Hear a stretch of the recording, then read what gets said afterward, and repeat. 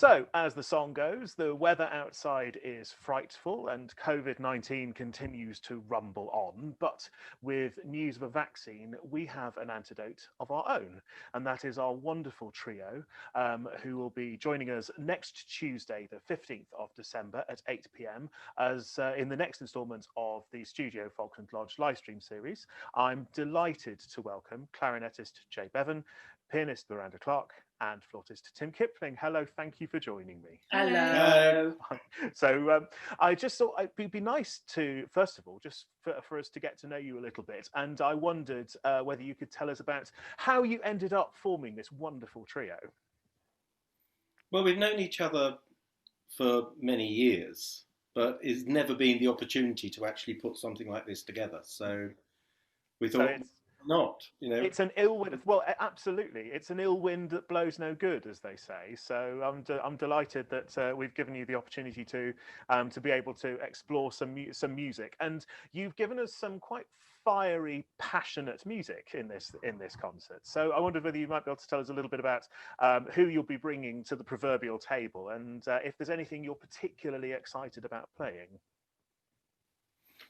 Well, for me, the Poulenc Sonata I first learned in 1980, and it was less than 30 years old at that point. I don't ever remember thinking it as modern music, just exciting but rather hard. And it's one of those pieces you just continually, if you're given the opportunity, you just go back to it because it is just so wonderful. And you're always finding new. I'm always finding new things in it, but it's just such a joy to play. So would anybody like to tell us a little bit about the background to the piazzolla? Well, this arrangement started off as flute, alto flute, and piano, arranged by a friend of mine, Gareth McLarnon. But he then also provided clarinet parts as well.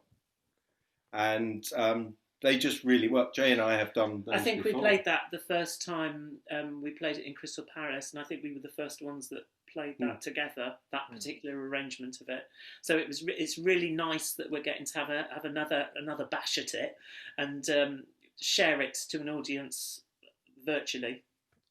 I wondered whether you had sort of any thoughts about why it's particularly important to support musicians, etc., because perhaps people don't realise the position that many musicians are currently in. Those of us that do have some teaching have been very fortunate, but a lot of people who have just fallen through the net, if you earned over a certain threshold last year, then you have really missed out on any government support. That doesn't mean that you've got all the money in the bank, because if you're earning that much, you've probably paid it on your mortgage. We all live to our means.